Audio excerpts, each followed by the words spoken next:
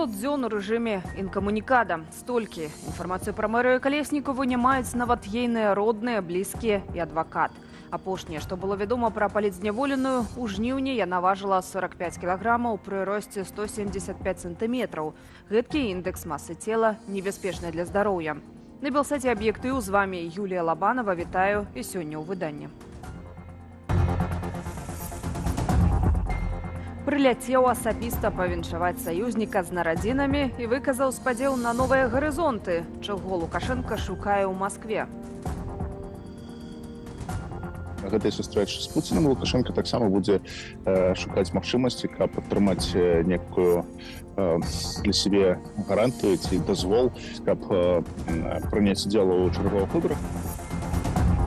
Найперш зачыстка нацыянальнага, цяпер вяртання. 2025 могуць абвясціць годам беларускай мовы.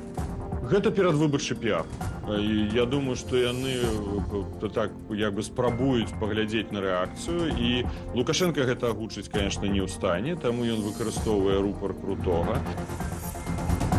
Адпрацаваць размеркаванне, як прапаганда і пракуратура заняліся выпускнікамі. Это своеобразного рода государственный рэкет. Это такая попытка выбить средства из людей за те процессы, которые уже давно оплачены. Александр Лукашенко з працоўным візітам у Маскве. Заўтра там распачынаецца саміт СНД, сёння на радзімы Владимира Путина. Да свайго найбліжэйшага хаўрусніка Лукашенко скіраваў не толькі віншаванне, але і словы спадзеву на супольную будучыню. Кацярына Гардзеева падрабязней. Ваше превосходительство, уважаемый Александр Григорьевич, позвольте от лица президента Российской Федерации приветствовать вас. Гэтак у Маскве урачыста віталі Лукашэнку. У расійскую сталіцу ён прыляцеў акурат на дзень народзінаў Владимира Путина. Сёння расійскі лідар адзначае 72 гады. У ранішнім віншаванні Лукашенко адзначыў, што хоча адкрыць, цытата, «новыя гарызонты» у стасунках з расійскім калегам. Зрэшты, навізна гэткіх даляглядаў умоўная, упэўнены палітолог Дмітрый Балкунец. На гэтай сустрэчы з Пуцінам Лукашенко таксама будзе шукаць магчымасці, каб атрымаць некую для сябе гарантыю ці дазвол, ці, не ведаю, там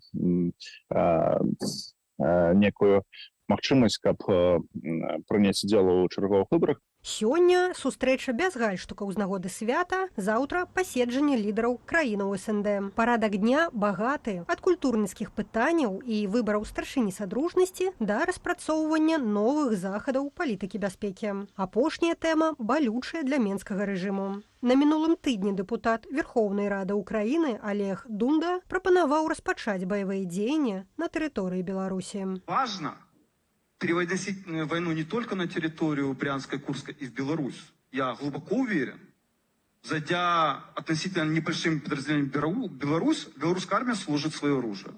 Это даже не уверенность, это знание, я бы так сказал. На гэткую заяву афіцыйны Менск не адрэагаваў. Затое Дмітрый Медведзеў, намеснік старшыні Савету бяспекі Расіі, ажывіўся. Ён адзначыў, у выпадку парушэння беларускіх межаў Крымлю будзе складана адмовіць Лукашэнку ў выкарыстанні ядравай зброі. Магчыма развіццё падзеяў, калі Расія з тэрыторыі Беларусі можа выкарыстаць ядравую зброю.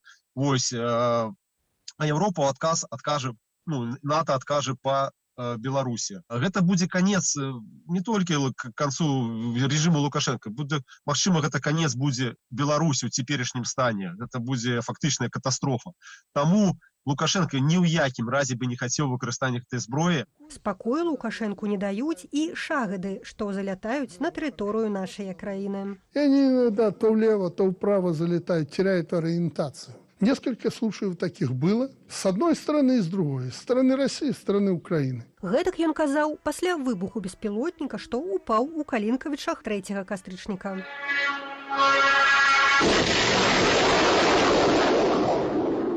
Не стаў выключэннем і сённяшні дзень. З раніцы ў паветраную прастору краіны залецелі адразу 4 шагады, паведаміў беларускі гаён. Яшчэ да канца ж не зразумела, ці гэта насамрэч гэтыя дроны кожны раз збіваюцца з курса, ці гэта намёк Лукашэнкі, што калі ён будзе занадта самастойнічаць і репеніць, то яны выпадкова памыляцца і далецяць да Дроздоў. Спроба надаць Лукашэнку статус міжнароднага злачынцы таксама імавернае пытанне для абмеркавання з Пуціным, на думку палітолага Дмітрая Балкунца. Днямі прадстаўнікі беларускіх дэмакратычных сілаў пры падтрыманні міжнароднай супольнасці перадалі ў Гаагскі суд доказы злачынстваў лукашэнкаўскага рэжыму. Ордэр на арышт самога Пуціна МУС ужо выдаў летась у сакавіку. Для Лукашэнкі гэта сітуацыя больш небяспечная, чым для Пуціна, потому што ўсё ж такі Беларусь не Расія, і магчымасці для арышту Лукашэнкі і выдачы яго ў Гаагу яны больш рэалістычныя, чым для Пуціна. Тым больш, што беларускае атачэнне Лукашэнкі, яно яго гатова будзе за нейкія невялікія грошы здаць. Акрамя Лукашэнкі ў Расію прыбыў кіраўнік ягонай дыпламатыі Максім Рыжанкоў. Той удзельнічаў у паседжаннях Савету міністраў замежных справаў краінаў удзельніц СНД. Абмяркоўвалі супрацу ў галіне культуры і спорту. Кацярына Гардзеева, Белсат. Юрысту Юрыю Зянковічу, асуджанаму паводле справы аб спробе захопу ўлады, дадалі яшчэ 2 гады калоніі. Гэтым разам за нібыта злоснае непадпарадкаванне адміністрацыі папраўчай установы. Суд адбыўся ў жніўні, але цяпер пра гэта стала вядома праваабарончаму цэнтру «Вясна». У 2022-м Юрыю Зянковічу прысудзілі 11 гадоў ва ўмовах узмоцненага рэжыму. Гэтак сумарнае пакаранне палітвязняў цяпер складае 13,5 гадоў пазбаўлення волі. Таксама праваабаронцы даведаліся, што некалькі месяцаў таму юрысты перавяліўся за КДБ, дзе на яго узмацнілі ціск. Шмат разоў змяшчалі ў ШИЗА, пазбаўлялі перадачаў і не давалі закупляцца ў турэмнай краме. Знішчэнне беларускай лацінкі ў навігацыі мінус 20 000 беларускамоўных вучняў за 5 гадоў, арышты і прысуды за чытанне кніг на беларускай мове і гаворку па-беларуску на вуліцы. На гэтым фоне кіраўнік адміністрацыі Лукашэнкі Дмітрый Крутой выказвае ідэю прысвяціць выбарнай 2025 беларускай мове. Пра нечаканыя прапановы чалавека Масквы, як нярэдка называюць Крутога, у нашым сюжэце. 2025 год у Беларусі могуць абвясціць годам беларускай мовы. Пра тое, што гэтая ідэя цяпер абмяркоўваецца ў сюжэце прапагандысцкага тэлеканалу СТБ, выказаўся кіраўнік адміністрацыі Лукашэнкі Дмітрый Крутой. Одним из вариантов многочисленных, чему посвятить 2025 год, это был год белорусской мовы. Але чыноўнік гаварыўся, што пакуль ідэю не падтрымаў Лукашенко. Пад канец верасня той на сустрэчы са студэнтамі БДУІРу выказаў зусім іншы варыянт, чаму хацеў бы прысвяціць наступны год. Году качества. То есть у нас будет второй год подряд год качества? Даже пятилетка. Я об этом думаю сейчас. Это важнейшая тема. Але ў канцы прамовы Лукашенко прызнаўся, што пакуль не мае іншых ідэяў, пад знакам чаго пройдзе год чарговых выбараў. Наконт таго, што Лукашенко возьме ў іх удзел, большасць экспертаў не сумняецца. Гэта перадвыбарчы піар. Я думаю, што яны так як бы спрабуюць паглядзець на рэакцыю, і Лукашенко гэта агучыць, конечно, не ў стане, таму ён выкарыстоўвае рупар Крутога.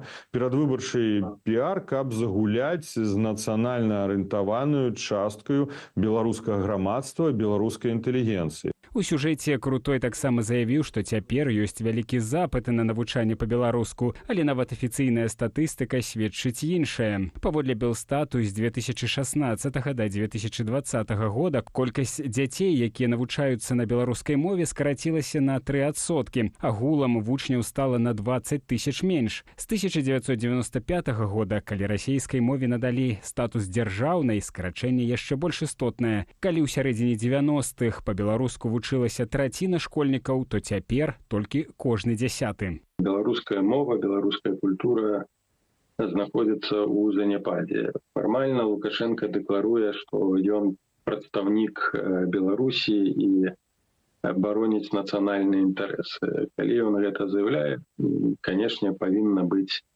нейкая рыторыка, хаця яна збольшага абсолютно ніяк не будзе ўплываць на стан рэчаў ўнутры Беларусі. Пасля 2020 года ў Беларусі зліквідавалі ўсе грамадскія і некамерцыйныя арганізацыі, што папулярызавалі беларускую мову і культуру. Многія дзеячы гэтых аб'яднанняў трапілі пад рэпрэсіі. Стваральнік арт-сядзібы і курсаў «Мова на нова» Павел Белавус за сваю дзейнасць атрымаў 13 гадоў калоніі. Праваабаронцы фіксавалі выпадкі арыштаў за выкарыстанне беларускай мовы ў грамадскіх месцах. Уладу приходится утрымліваць выключна сілай, выключна тэрорам і рэпрэсіямі.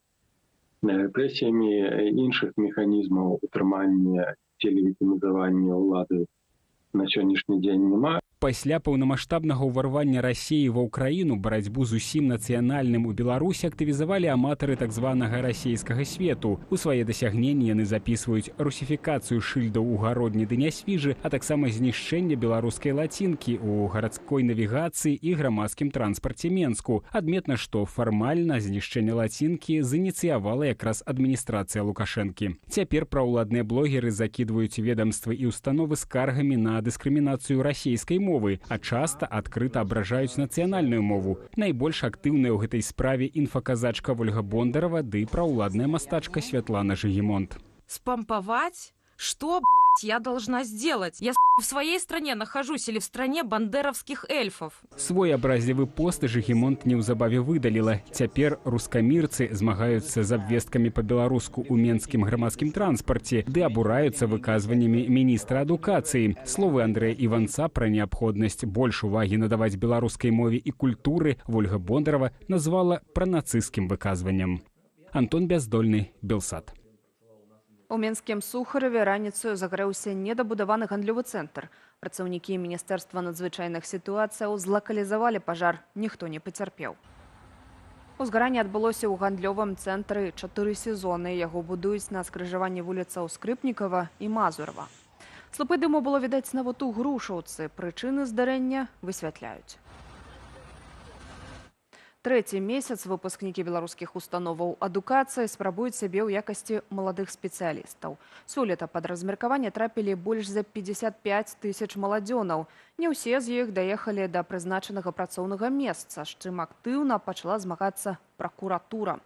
Гэтак толькі ў Гомельскай вобласці ведамства папоўніла дзяржаўны скарб на 69 тысяч рублёў, спагнаўшы іх з 5 выпускнікоў. Настя Печанкова падрабязней.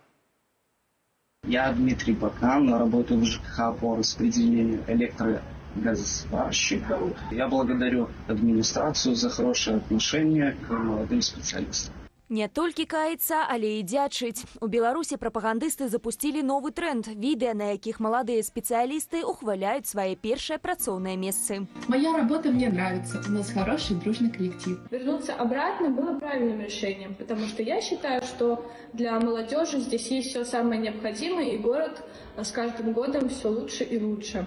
А пакуль раёнкі намагаюцца паказаць жаданне маладых спецыялістаў працаваць на дзяржаўных прадпрыемствах, факты сведчаць пра адваротнае. Толькі ў Магілёўскай вобласці сёлета пракуратура спагнала больш за 1 000 000 беларускіх рублёў з былых выпускнікоў, якія не адпрацавалі размеркаванне. Часцей за ўсё маладзёны не прыязджалі на месцы адпрацоўвання, ці іх звальнялі за прагулы. Як правіла, добраахвотна вяртаць грошы дзяржаве беларусы не хацелі, таму справу разглядаў суд. Это своеобразного рода государственный рэкет. Это такая попытка выбить средства из людей за те процессы, которые уже давно оплачены. А обучение идет за счет нас, граждан Республики Беларусь, которые платят налоги.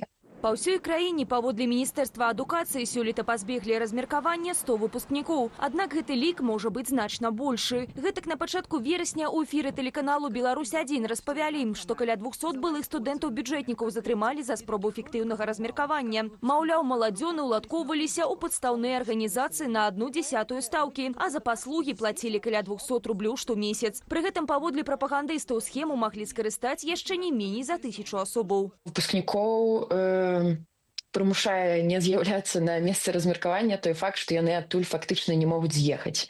Калі яны проста не прыйдуць, так яны будуць відныя гэтыя грошы, але яны будуць разумець, які ў іх хоць бы ёсць перспектывы. У іх ёсць перспектыва бліжэйшыя 2 гады атрымаць нейкі кар'ерны рост, у іх ёсць перспектыва змяніць месца працы ці ўвогуле змяніць сферу працы. Гэтым кіравалася і колішняя студэнтка сталічнага журфаку Ларыса Дарашенко. Жанчына ўзгадвае, як у 2009 годзе не пайшла адпрацоўваць абавязковага размеркавання. Пасля заканчэння навучання я поступила ў магістратуру ў Швецыю, і таму, натуральна, я хацела паехаць туды. В пастанове аб размеркаванні было напісана, што калі чалавек ідзе на большую ступень адукацыі магістратуры, то у гэтым выпадку размяркоўвае магістратура. І там не было сказана, ці гэта магістратура мясовая, ці яшчэ якая.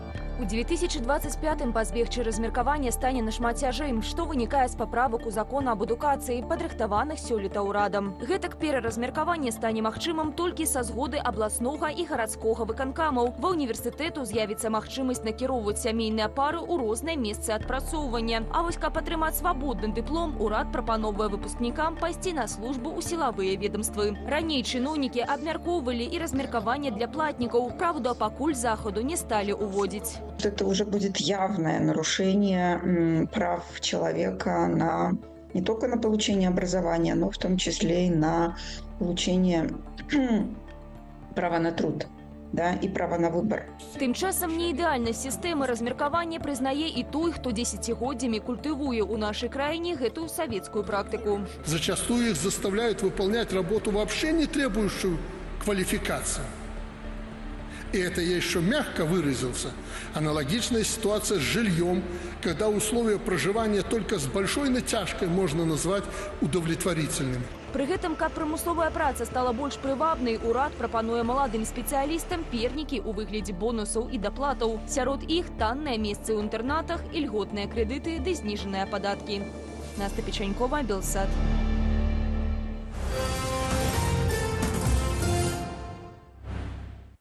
14 гадоў калоніі за ўдзел у баявых дзеяннях ва ўкраіне. Гэткі завочны прысуд пракуратура самаабвешчанай ДНР вынесла да абраахвотніку палка Каліноўскага Яну Дзюрбейку. Паводле абвінавачання Ян Дзюрбейка з лютага да ліпеня 2022 года браў удзел у баявых дзеяннях на баку Украіны, не быў якасці найміта і атрымаў за гэта ўзнагароду памерам больш за $3000.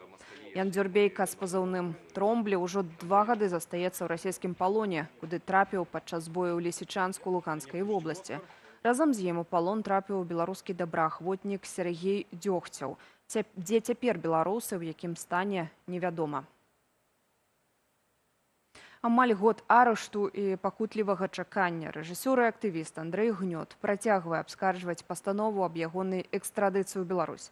Цяпер апеляцыйны суд Сербіі чарговы ўжо 3-й раз адправіў крымінальную справу на перапрацоўванне ў суд першай інстанцыі. Пастанова апеляцыйнага суда Сербіі выдадзеная 13 верасня, аднак Андрэй атрымаў яе толькі 1 кастрычніка. У докуменце адзначана, што абгрунтаванне суда першай інстанцыі супярэчыць дзейнаму правапарадку краіны і парушае нарматывы, датычныя прэзумпцыі невінаватасці. Сам актывіст называе тое, што адбываецца, цытата, гульнёю на выжыванне. Цягам 343 дзён з моманту затрымання Андрэй Гнёт не мае магчымасці працаваць, а жыве выключна на тыя грошы, што дасылаюць яму звычайныя беларусы. У 3-й раз вышэйшы суд павінен перарабіць дакументы так, каб яны задаволілі апеляцыйны суд і ўсе астатнія сербскія інстанцыі, каб мяне можна было экстрадыраваць прыгожа. Але што мне з таго? Мне з таго нічога, акрамя вялізных стратаў. Бо мяне пакінулі пад дамашнім арыштам, нічога не змянілі. У мяне ёсць вось гэтая няшчасная гадзіна ў дзень, калі я магу выкарыстоўваць яе як свой вольны час, але што я магу паспець за гэтую гадзіну? Пайсці ў краму, набыць прадукты харчавання, пайсці ў аптэку, набыць нейкія лекі і ўсё, і вярнуцца да хаты. Бо спазняцца нельга. Калі я спазнюся хаця б на 1 хвіліну, мяне вернуць назад у сербскую турму, у гэты цэнтральны затвор.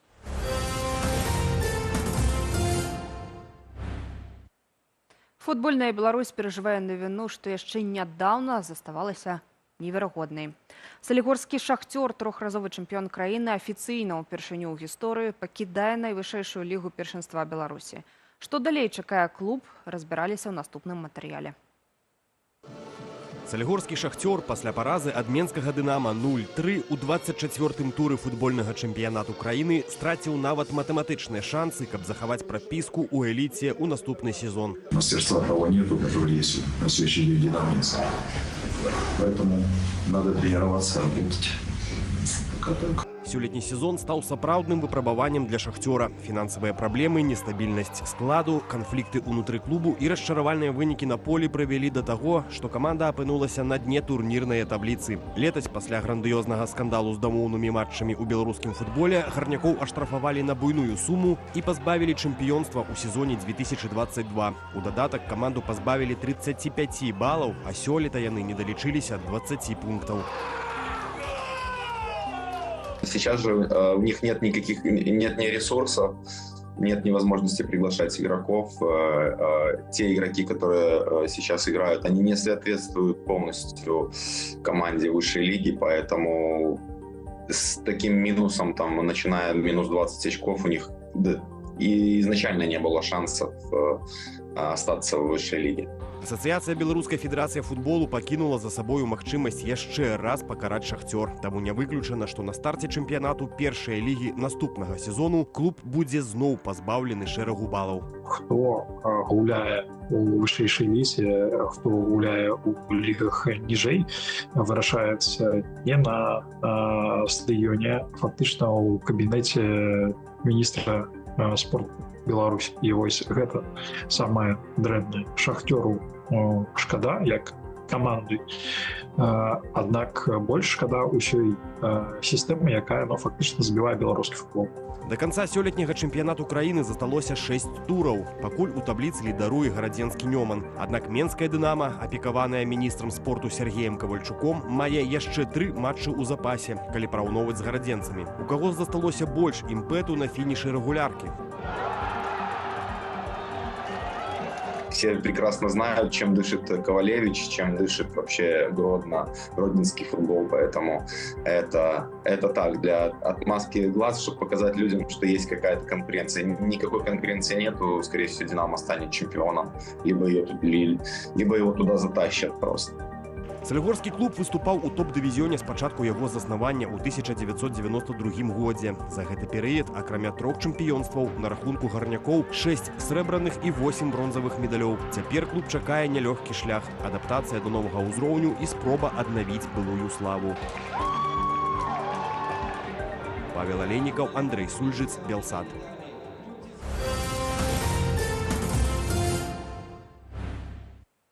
Тэрарыстычная групоўка «Хамас» выпусціла ракеты па цэнтру Ізраілю з боку сектару Газа. Паветраная трывога гучала ў Тель-Авіве ды шэрагу іншых гарадоў. Варта адзначыць, што атака «Хамасу» адбылася ў першую гадавіну пачатку вайны з Ізраілем. Іншыя падзеі замежжа ў нашым аглядзе. Прэм'ер-міністр Ізраілю Беньямін Нетаньягу наведаў мемарыял у Іерусаліме, прысвечаны загінулым жыхарам гораду і ваярам пасля пачатку вайны з Хамасам. У гэты дзень, на гэтым месцы і ў многіх іншых мясцінах нашай зямлі мы ўзгадваем нашых загінулых, нашых закладнікаў, якіх мы абавязаныя вярнуць дадому, і нашых герояў, якія загінулі пры абароне радзімы і краіны. Год таму мы перажылі страшную бойню, і мы ўсталі як народ, як і львы. Лета 7 кастрычніка баевікі палестынскай радыкальнай групоўкі напалі на поўдзень краіны. Яны забілі каля 1200 асобаў, больш за 250 узялі ў закладнікі. Адной з першых мішэняў для прадстаўнікоў Хамасу стаў музычны фестываль «Супернова», што праходзіў на мяжы з сектарам Газа. Ізраіль адказаў пачаткам ваеннай аперацыі, што працягваецца дагэтуль. Аднак цяпер да супрацьстаяння далучыліся тэрарыстычная групоўка «Хізбула», што базуецца на тэрыторыі Лівану, і Іран. Намеснік старшыні палітбюро Хамасу Халіль Аль-Гая у інтэрв'ю тэлеканалу BBC заявіў, што крызіс, справакаваны ягонай арганізацыяй на Блізкім Усходзе, быў апраўданы. Мы мусім падаць сігнал трывогі ўсяму свету, каб сказаць ім, мы народ, у якога ёсць падмурак і патрабаванні. Гэта быў удар па Ізраілі, сіянісцкаму ворагу і трывожны сігнал для міжнароднай супольнасці. Мы мусілі зрабіць нешта такое, што паведаміла б свету. Ёсць людзі, якія дзесяцігоддзямі застаюцца пад акупацыяй.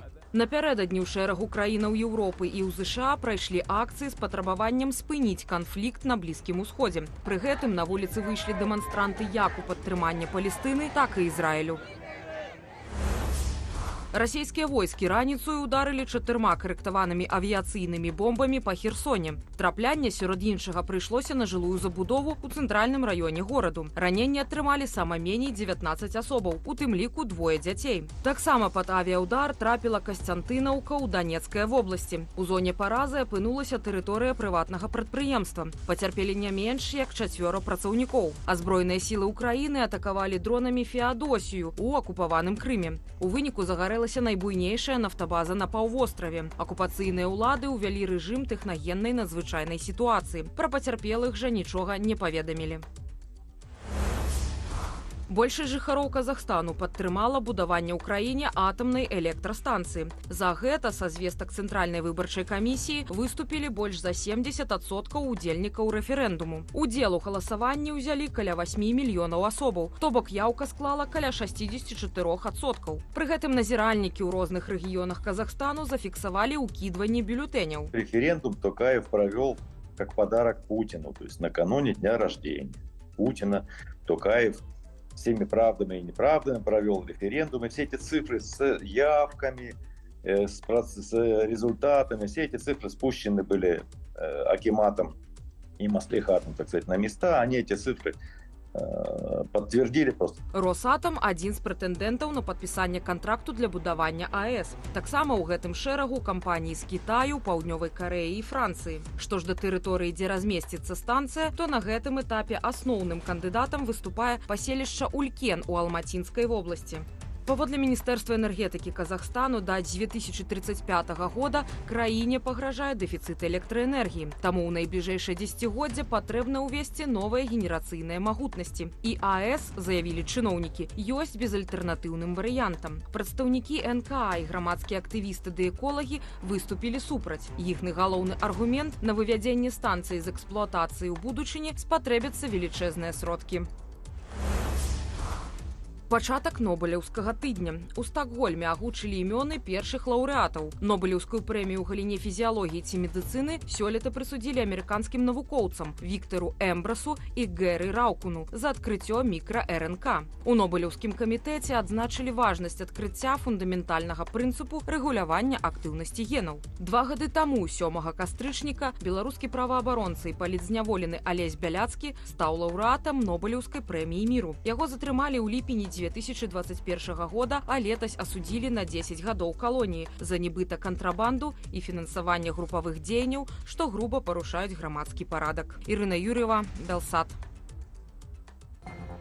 Пакуль у небе над Беларусю лятаў расійскі дрон, Лукашэнку рыхтавалі самалёт для вылету ў Расію. Ці можа быць бяспечная беларуская паветраная прастора нават для самога дыктатара?